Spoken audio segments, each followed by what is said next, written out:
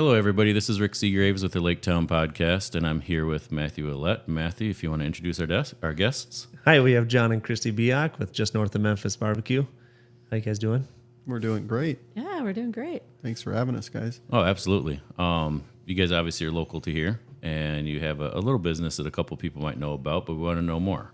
What got you into the barbecue business, and where did it start, and accumulate its following, and kind of give us a little bit of the history? Well, Kristy and I got into barbecue through family, and it was back in the early 1990s when my uncle came up from Memphis with his barbecue rig and his barbecue team to the first Twin Cities Rib Fest in 1992. And long story short, she and I were invited as Minnesota kinfolk to go down and help out, and it was an unbelievable 4-day event. We did everything you can possibly think of when it comes to washing dishes, rubbing ribs, cooking ribs, cutting ribs, selling ribs. We did that for 4 straight days, and we had never done it before. And so that was our indoctrination into this world of competition barbecue. And Sunday afternoon, at the awards ceremony, when the event was just about finished, Paul Majors, the former Carol Levin TV anchor, got up on stage to give out the awards. And when he gave out the first place Best Ribs Award, he said, "There's one team here that's taken more votes from all the people that have come into this event over the last 4 days than all of the 13 teams combined," and that was my uncle's barbecue team. And that was kind of the shot that rang out. Yeah, no kidding. If you have more as one over everyone else combined, that speaks volumes. And there were no barriers to coming into the event. They had Pat Benatar. They had 38 Special. I mean, it was right downtown right downtown where Block E is today, right across from the Target Center. So, okay. I mean, it was front and center to everybody, and it was crazy. So that's how, that was the big event that kind of got the dream going as to, wow, this really could change the world. So a little bit of a comedic second here. When you were saying all the things that you guys were doing, it was a flashback of Forrest Gump. That's exactly what I thought. Shrimp scampi. Shrimp. We got the fried shrimp. We got the shrimp over the shrimp. And cut ribs, cook ribs. That was an absolute 100% flashback instant. That was pretty funny. That's crazy. That's exactly what I had in my head. But so obviously it was a success, and I'm assuming he was pretty willing with sharing recipes, processes, and everything else with you, or like how have you morphed them into your own too? Because I know that you have your own sauces that are very specific. And well, the two things that have remained consistent through, how long have we been doing this, Kristy? This is our 21st year. So it kind of percolated for about 9-10 years, and then the way we became a local Annandale business and family is my parents retired here on Clearwater Lake back in '99, and we started coming out from Apple Valley where we lived to visit Grandpa and Grandma and hang out at the lake for a day or two, and so then 5-6 years later in 2004 we started looking at moving out here. We moved the family out here, and that was the best decision we ever made for our family, was to move out to Annandale. All 4 of our kids graduated from Annandale High School, and so another part of it was we wanted to start our own business because we've been thinking about this for like 10 years. And so we started the barbecue business here in Annandale. And we bought our big red barbecue rig. And actually the first time we picked it up, we parked it out at my parents' place on Highway 24. And still to this day, we get people that come up to us going, "Are you the guys that had the big red barbecue trailer on 24? And it was there for... It was there for 2 weeks. Okay. That's it. And yeah, so the big Willingham. Yeah. 20 years later, we get people that walk up to us and, "Were you? Yeah, that's us." And so several years ago, I asked somebody much wiser than I said, "Why do people remember that?" And they go, "Because they never seen it before." Yep. Yeah. And I'm like, "Oh, that's a small town effect." And me coming from big town to here, I can relate to having been asked certain things like, why would you ever possibly remember that and keep it in your storage bank how many years later? Like, it doesn't make any sense. But same thing, they've never seen anything like that before. And I think about the stories that I tell people that they're the ones that are most memorable. Because Kristy has a great memory. Mine's not so good, but the ones I can remember are the ones that I probably never seen before or experienced before. Mm-hmm. Right? I can still remember exactly where it's at. Yeah. On Highway 24, and I was at 20-something years ago. Yeah. Or 20 years ago. I was just a kid. Yeah. So back to your question, Rick, the thing that's kind of kept us consistent, the reason we have incorporated Memphis into our name is because the two things that have been consistent is we still get the dry rub seasoning from Memphis, and the smokers that we use to cook the barbecue were invented and built by my uncle and came from Memphis. Okay. So that's, I mean, it's as close to Memphis as you can get 900 miles away. Yeah. Yeah, and we are just a tad north of Memphis, but Just a little, but we still have the Mississippi. We're just a I little. mean, we're the start of the Mississippi up here in Yeah. Minnesota. That's the tie that binds. I got you. So when did you start testing and flavors of your barbecue sauces and come up with the recipes and the names of? Obviously, we figured that one out pretty quickly. But when did those start getting incorporated versus what you were using prior? It was about 7 years it took you to do the first one, I think. Yeah, Yeah, there was the a lot of recipe. testing involved. Lots of little jars around the house, passing out to friends. There was a lot of that going on. And finally, I said, you got to make a decision. And so he kind of had a vote, and people voted as their best. And then he couldn't come up with a name. It took him 8 months to come No, up I with a name. never did. A friend of mine did. I don't get credit for anything. Okay. I mean, you're sitting here, so you're getting credit for something. Well, Right. thank you, but so yeah, like Kristy said, it took quite a while to come up with the recipe for the first sauce, and I was really trying to do was come up with something that was a little bit different than the ones my uncle had in his repertoire. I wanted a little different flavor profile, right? So And which one was the first one? the Sweet Kristies. Okay. Yeah, and then like she said, couldn't come up with a name for it, and literally had put the order in to have it bottled because we're heading down the road to our next competition, and finally asked our landlord up in Clearwater. I said, Kathy, I can't come up with a name. She goes, John, stop overthinking this. Just call it Sweet Kristies. And I'm like, doing, Big light bulb. Bing. yeah, it was totally just like that. And so we went out to that first competition. It was down in Columbus, Ohio, and we were known as the dry rub team because we served our sauces on the side. That's kind of the Memphis mystique style of serving ribs, right? So got to the awards once again on Sunday afternoon, and we're standing there not thinking anything's going to happen, and all of a sudden we get first place best sauce award, first time out with this brand new sauce. And the person who actually for years won the first place sauce award was blown away because they thought for sure. I mean, they walked away with it how many years in a row? We're standing there on the side Yeah. of the stage, standing on the side of the stage, and every one of the other team's jaws hit the ground Yeah. when they It called was just fun. north of Memphis best sauce. And we'll never forget that moment. And she Never. went up on stage and got the big trophy, and Yeah, it was cool. so that was the way that our sauces started out. Did he at least have a little Minnesota nice and come congratulate you, or was he Oh, salty and you- walked Oh, off? yeah. No, they were Okay. all it's a very small universe of these national barbecue teams that have done what we've done. And We're a big family, at one point back when we started, we were the youngest youngest team. team and the youngest people running a national Yeah. barbecue team. All the other people had kind of started way back in the 80s with my uncle, and so anyway, there was a lot of respect, and it's a pretty small universe. So yeah, they were very great. They were very not appreciative because they wanted to win too, but They were respectful of it anyway. Yeah, yeah, They, yeah. They're excited. they Some understand some that you new did guys something. came in, And some new guys. Yeah. Yeah, exactly. and yeah, Yeah. so That's that's how the sauce got its start. And then everybody, we had Sweet Kristies, and then everybody was like, "Don't you have anything hotter?" So went back to the drawing board and Kristy's Mischief. And so the way we talk to people about trying Sweet Kristies versus Kristy's Mischief is you should try them both, and then you get both sides of her personality. See, and can't take credit for that name either. I had another barbecue friend who had a sauce, and he said, "John, you should call that Kristy's Mischief." I'm like, okay. So I stole that one. I didn't steal it. He let me. He handed it to you. Yeah. And then just 2-3 years ago, we came out with Kristy's Gold. This was during COVID. A friend of ours who's a chef, he had gone to work during COVID down in South Carolina. And one weekend when he wasn't working, he went on a little barbecue pilgrimage. And in central South Carolina, there is a prominence of barbecue mustard. Okay, it's because there's mustard fields in central South Carolina because of the Germans that settled there a couple hundred years ago.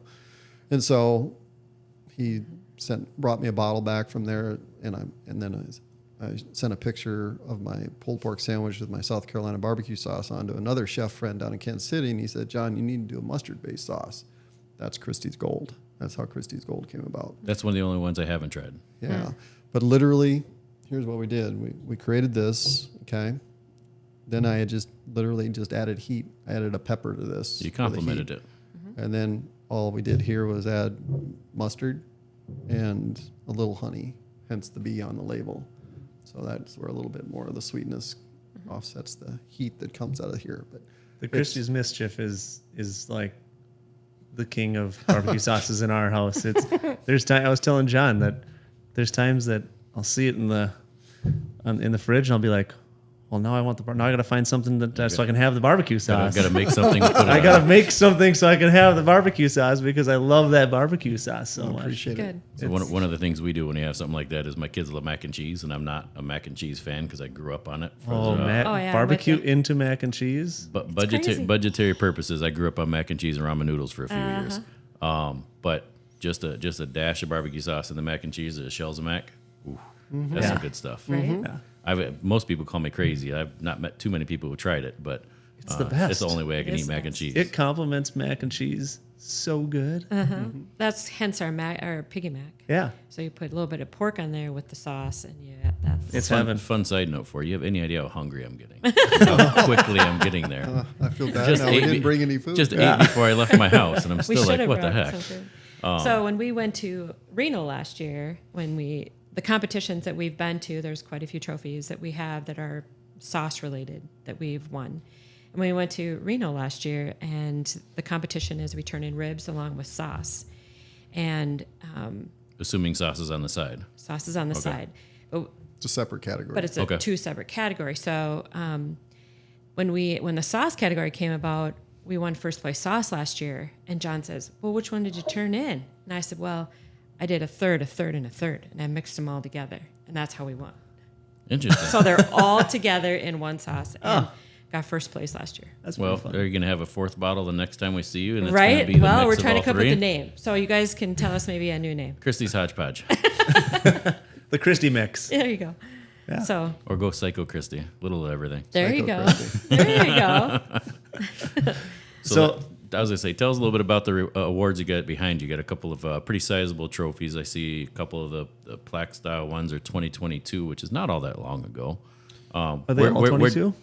Yeah, they're all 2022. Yeah, the one on the front's covering the other one, so I can't really read that. And the other one, I see it says Mystic Lake, I think, but I can't read anything else because it's kind of small. Yep.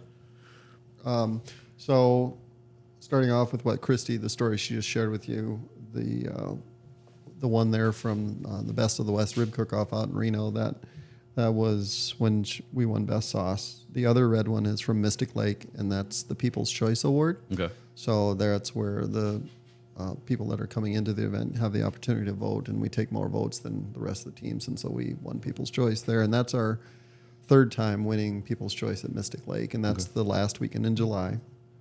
Closest one for everybody here locally to get to, and it's a great event. There's no barriers to it. It's free entry, free parking.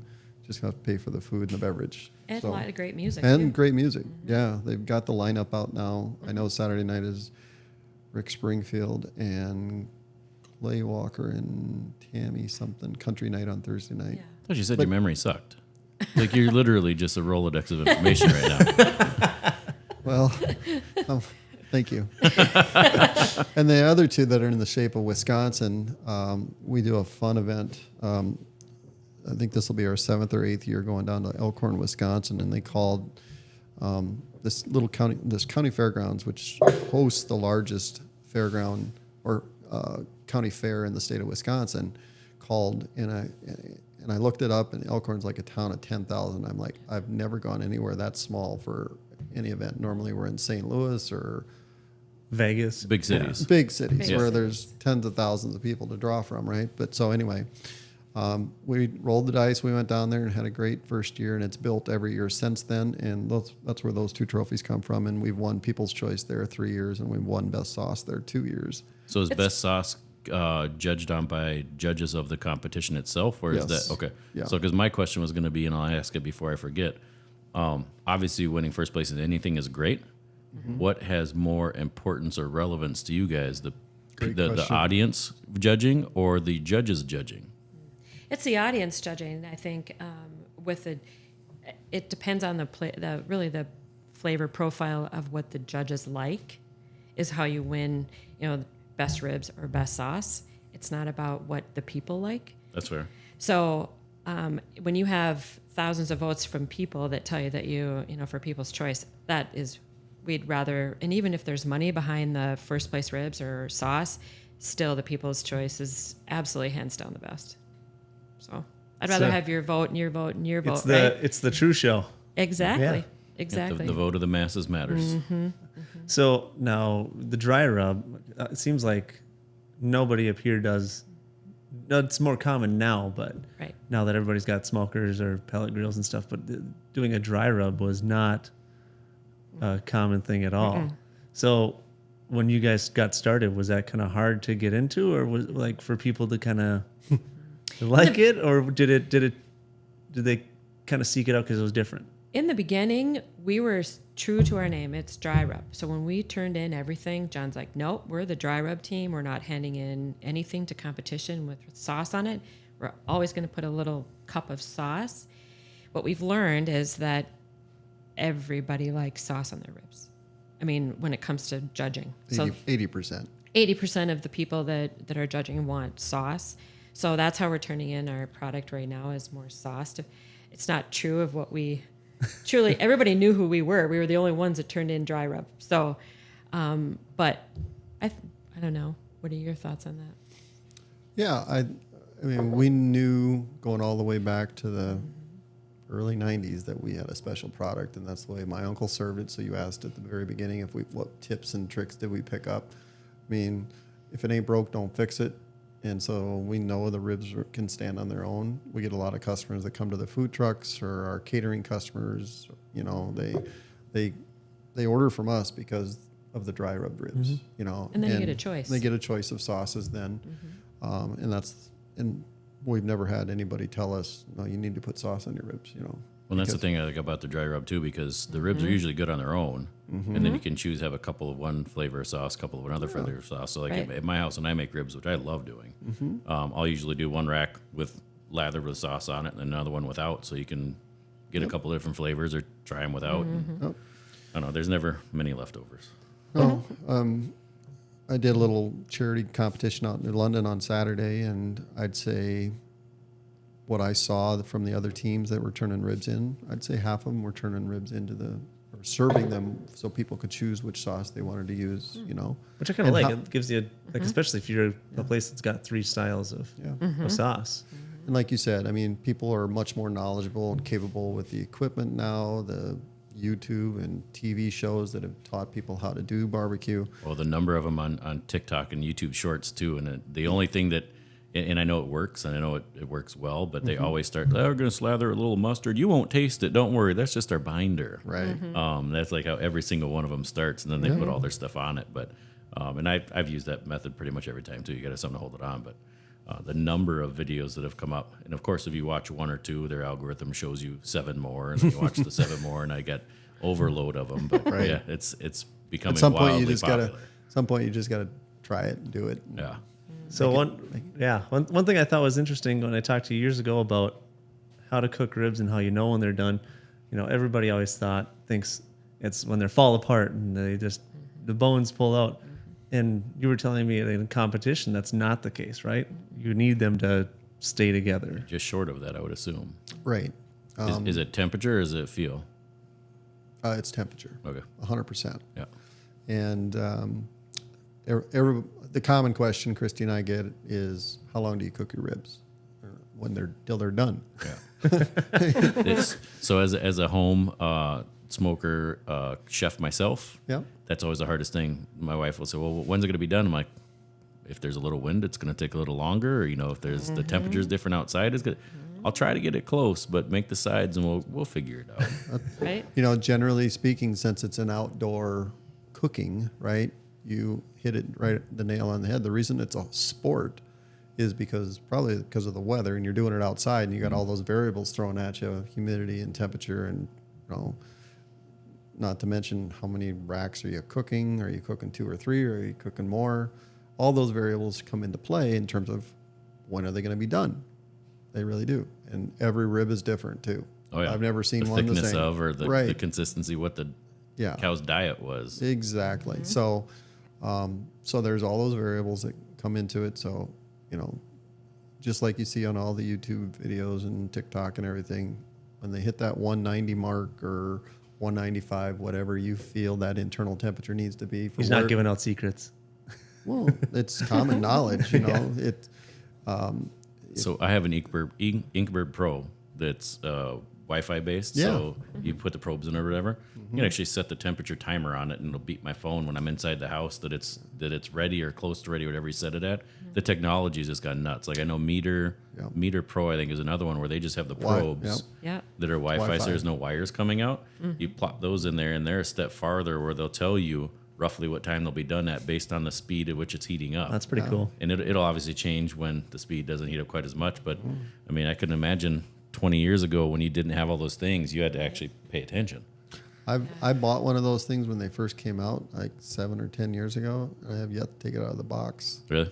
Yeah, I'm Got the wired ones and they work, and I'm Well, visual. your I look visual and I is look. pretty okay. I go, yeah, they're done. Or You can- not. But Tell by the but amount the of the color technology of is smoke. amazing. I mean, is. I don't No even know the longer. half of it. You just really educated me on what's out there. I'm like, Oh. really? No, it's pretty nuts. Like Yeah. you can, and if you want, like if you're doing hamburger, like I've done meatloaf on the smoker, and you can actually do medium rare, medium, well done, and it'll adjust the temperatures based on such. Yep. Or like if you're my wife, she doesn't like pink anything on any of her meat, so I have to take the well done and notch it one higher for one of the probes, so I know hers is going to be there. Right. But yeah, it's pretty incredible how the technology is, and I could run to the grocery store while it's cooking, and it'll beep me on my phone. I'll text Lynn. I'm like, you gotta take it off. It's done. So it's pretty crazy. what is the good temperature to pull the ribs off? Well, I think you can be safe at 185 to 190. A lot of cooks will take them up to 200. Which is a little hot for me. Things start falling apart. I don't want that. 190. is Back to only your full. comment, your first, how we got on this is in competition, judges are trained that if you pick up a rib out of the box that's been turned in, if the meat falls off the bone, it's automatic 0. You're disqualified in terms of tenderness, and because you overcooked it. Yeah. Yeah, so a judge, when they pick up a rib to take a bite out of the rib, they want their teeth to bite cleanly into the meat, right to the bone. They look at the bone. Is it dried out? Is it got moisture left in it or not? Oh wow! Yeah, and then When if it's Then they- overcooked and it's falling off the meat, they can't do any of those things because it's Right. laying there in your right, in your dish. and and they're not allowed to pick it out of the box. So 185 to 190, I think, is kind of the optimum temperature. And as everybody has seen on TV, very common, which we don't have to do because of the design of our smokers. Very common to wrap your ribs or pork or brisket or whatever you're smoking, because that's kind of an insurance policy and also maintains the moisture in it and that type of thing. But also helps you get it to the optimum temperature that you're trying to get it to, because it captures the heat in the meat. I've done that once and it worked pretty decent. The 3-2-1 method. Yep. You go 3 hours open, 2 hours wrapped. Then you put brown sugar and butter Yeah. and all that stuff on it, and then you go the last hour unwrapped again, and it's pretty solid. You need to enter a competition, Rick.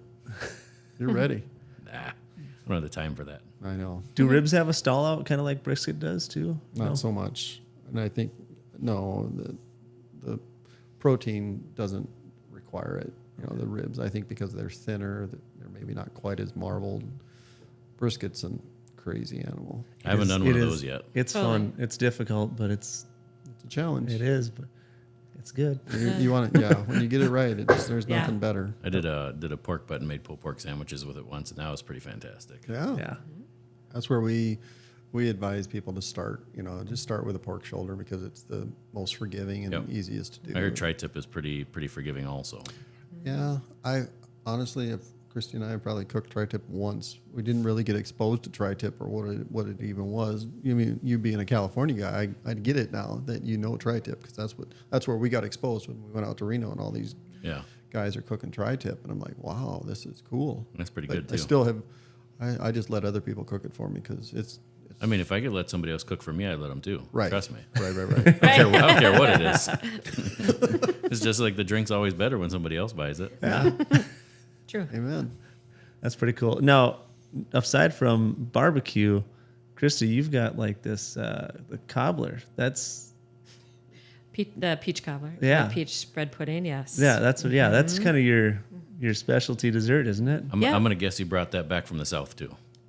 We did. Yeah. We brought that back from the South from a dear friend who gave us the recipe and said, "You are not to tell anybody the recipe." So it's kind of our little baby, but it was kind of a beautiful thing. John brought the recipe back, and you read it, and it's written in Southern. So when you say you have to put the egg in the bowl, it's put the egg in the bowl. So it's BOW. It's a beautiful thing. Yeah. I mean, the recipe alone should be framed. It's just like a it's legit the Southern straight way. out of the South. It's the Southern way. Yeah. Yeah. Is it a Georgia recipe or where's it out of? No, it's out of Memphis. It is, okay. Actually, just south of Memphis, Mississippi. But Oh, you're going to have to call that just south of Memphis peach cobbler. Then. Yeah. And there's a little competition going on between John and I in Reno specific is that I usually sell more portions of peach bread pudding than he does ribs. So Wow. we make almost And just to put 200, the- 250 pans of peach bread pudding. Oh my God. And And we, how many servings come out of one pan? at least a dozen. yeah. Okay, so that's a 11, big 12. number then. My math is not that great. Well, I cooked. Yeah. I cooked 4,000 racks of ribs in 6 days last year. So 4,000? 4,000. Yeah. So you are the reason In-N-Out can't come out here then. Because you're taking up too much of the beef supply. oh no, there's 23 of us out there that are doing the same thing. Yeah. We're kind of 4,000 racks. Yeah. That's You insane. guys have a big freezer. yeah. There's some big trailers on site. Oh, I bet. Help us out with that.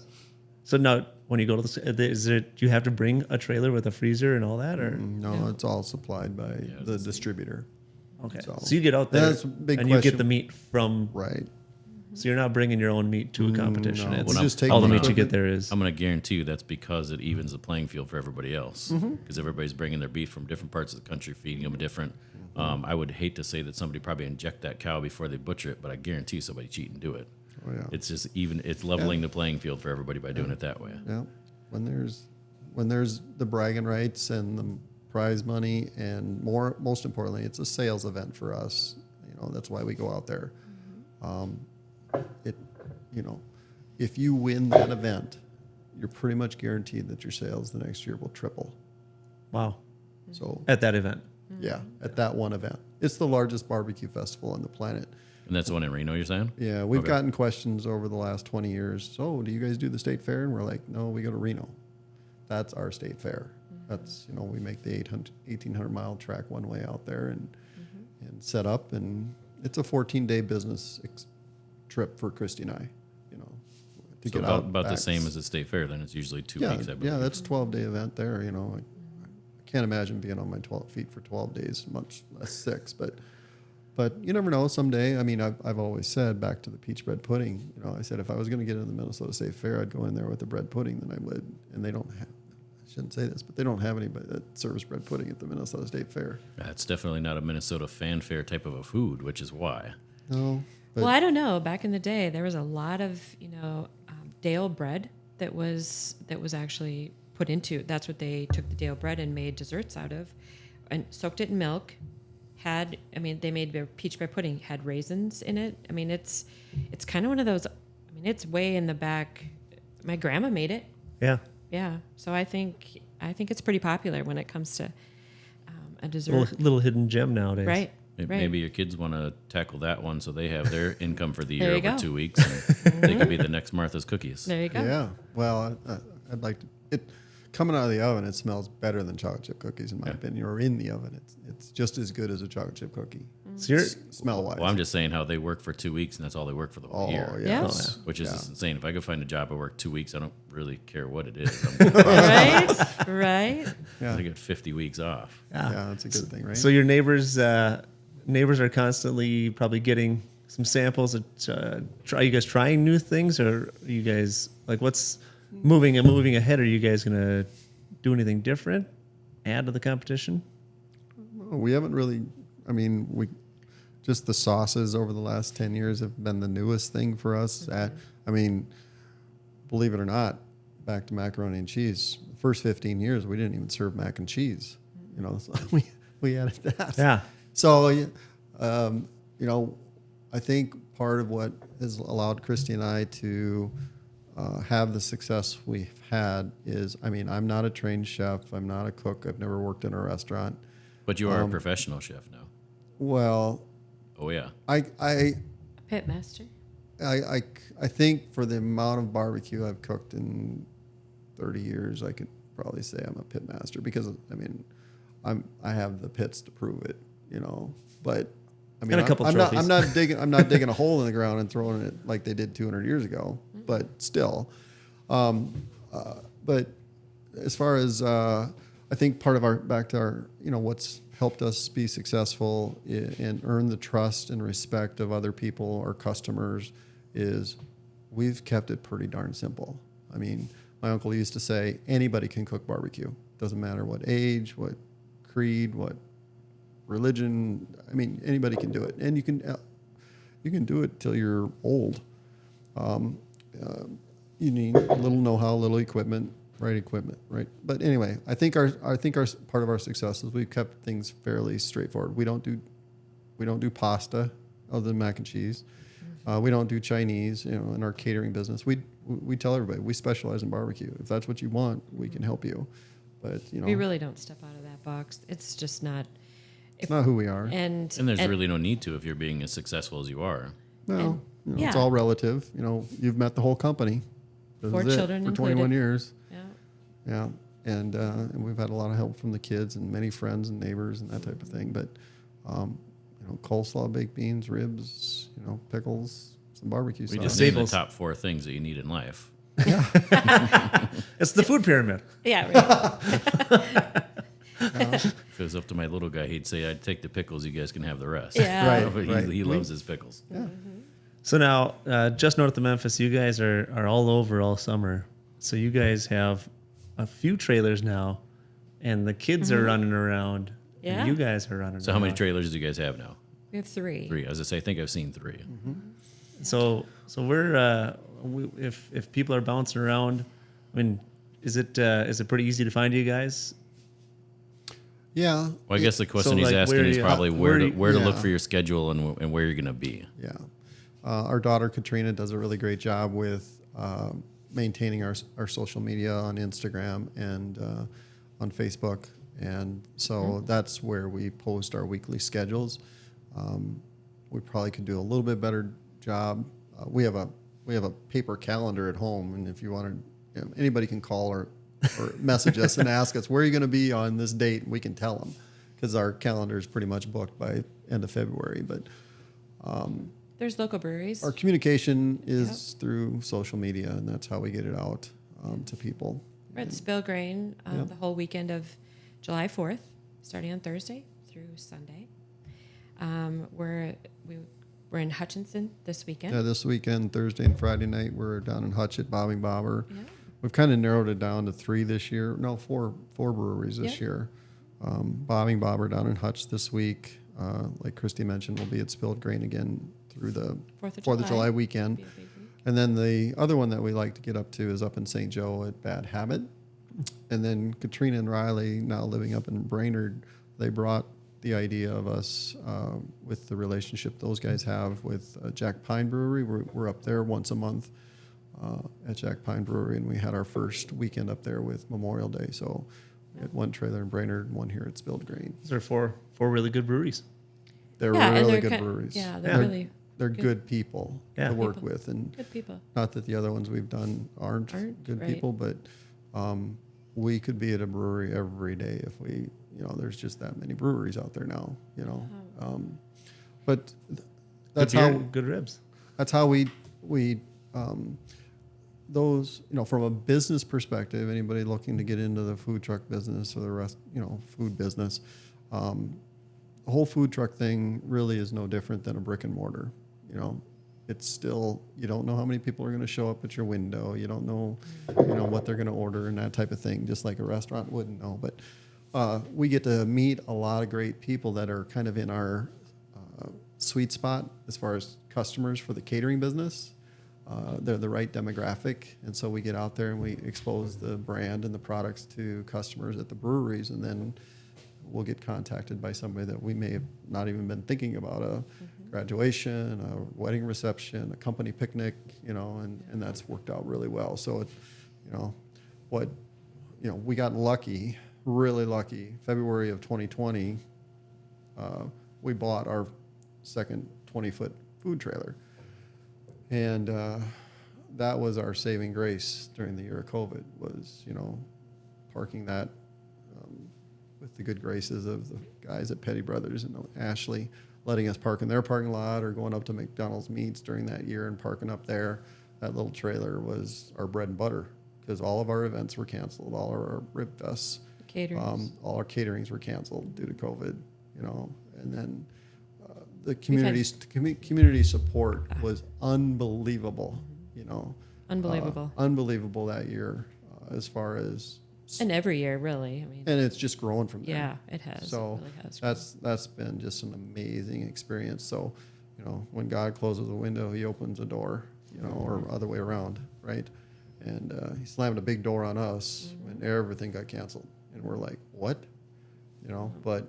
Well, I'm sure that the support was there too, just merely because so many places were closed, and they're driving down the road and see a barbecue flag with a trailer sitting next to it, and they're like, "Ooh." It didn't hurt. We were the third option. It was Subway drive-through, Dairy Queen drive-through, or us sitting in Petty Brothers parking lot. It wasn't. Yeah. And people were so, all of us were so tired of sitting around the kitchen table trying to figure out what we're going to make for dinner next. Yeah. I can relate there. Right? So we remember those days, but that helped. We talked earlier before we started the podcast about boosting. COVID was the biggest boost to our local business they could ever. I couldn't have paid for it. I couldn't have dreamt it, couldn't have done it. But generally up to 2019, 80% of our business revenue was from us going out to these big festivals. And Kristy and I would be asked by local people, where are you guys traveling to this week? And then 2020 came, we didn't go anywhere. And, but what happened was our local brand recognition, going from 80% of our sales and revenue being in that festival business and 20% coming from catering in 2019, it totally flip-flopped in 2021. And that's why we only do 3 festivals anymore. We would have done 10, 12 before COVID, and now we only have to do 3 because our local catering business is growing so much. That's cool. It's very cool. We get to sleep in our own bed. Yeah. Yeah. Well, that's the best part. I got to do that last night for the first time in like 5 days. It was amazing. Isn't it? There's something to be said for it. It is. Priceless. Went up to Lake of the Woods, had a fantastic trip, but the resort we stayed at, which was a newer resort, so I was kind of surprised at this. It was just a twin-size bed, and it was like sleeping on granite. It was so bad. Gosh. Other than that, it was great. But I was going to say, though, some things I've noticed since, and I'm not sure if it happened just before or during or slightly after the COVID years, we'll say, is I've noticed your sauces in a number of stores. When did that start? How many stores are you in? And is that just going to continue to grow, I would assume? Yes, it started around the same time. And we're in just a handful of stores, maybe a dozen at most. And we don't have a big distribution system. We were in did Shields for a short period of time. Yeah, for 20, something that also happened during COVID is everybody wanted local. So Colburn's contacted us and Shields contacted us, and that came and went because nothing jumps off the shelf by itself. It takes big marketing dollars and, we're the Kristy and John show. That's all we are, so we've gotten great support from the marketplace here in town, Petty Brothers, McDonald's Meats, Colburn's in Clearwater. We have a relationship with, what's the name of the one in Perham now? The Nest. The Nest. It's a specialty cooking store that do a good job promoting. But if there's nobody there to really tell people about us, or because as you guys know, when you walk into a store and you look on the shelf, there's 30 to 80 choices. I walked into Barley's once and I counted 81 different flavors of barbecue sauce on their shelf. Probably 50 brands. And how do you break into that? Yeah, That's I got a little thought in the back of my head that may work. I'm not sure if you've entertained the idea or if it's something you're not interested in, so don't hate me for saying it. But if you were to go to some of these stores and just do like an employee lunch on the house, and then everybody can sample it and have it, the likelihood of them talking about it is going to be substantially greater. It totally is, and like keep going back to when we were up in McDonald's Meats, for example, and their employees would come out of the store for lunch. Yeah, then they knew us. They got to meet us. They tasted and Coburn's too.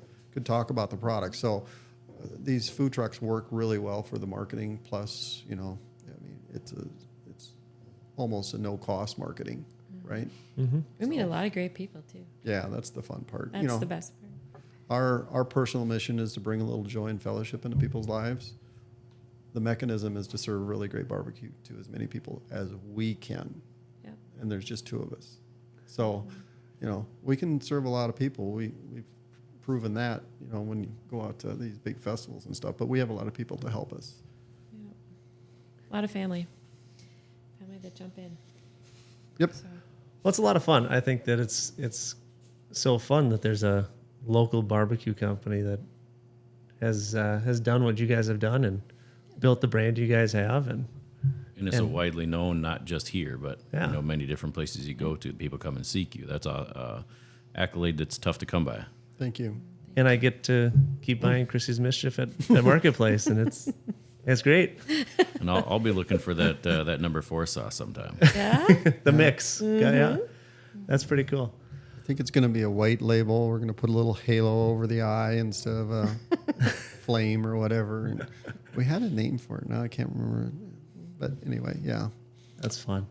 Well, I hope you guys have a great year again. Thank you. Thank you. And keep doing your thing. Keep making great ribs and great sauces and Thanks for having us. the peach pudding. Or Yeah, we certainly appreciate you guys coming in, and I'll kind of throw a quick plug out there that if anybody watching this knows anybody who wants to be on the show or has a suggestion if somebody should be on it, certainly reach out. You can either reach us through Facebook, Instagram, wherever else, or send us an email at laketownpodcast@gmail.com.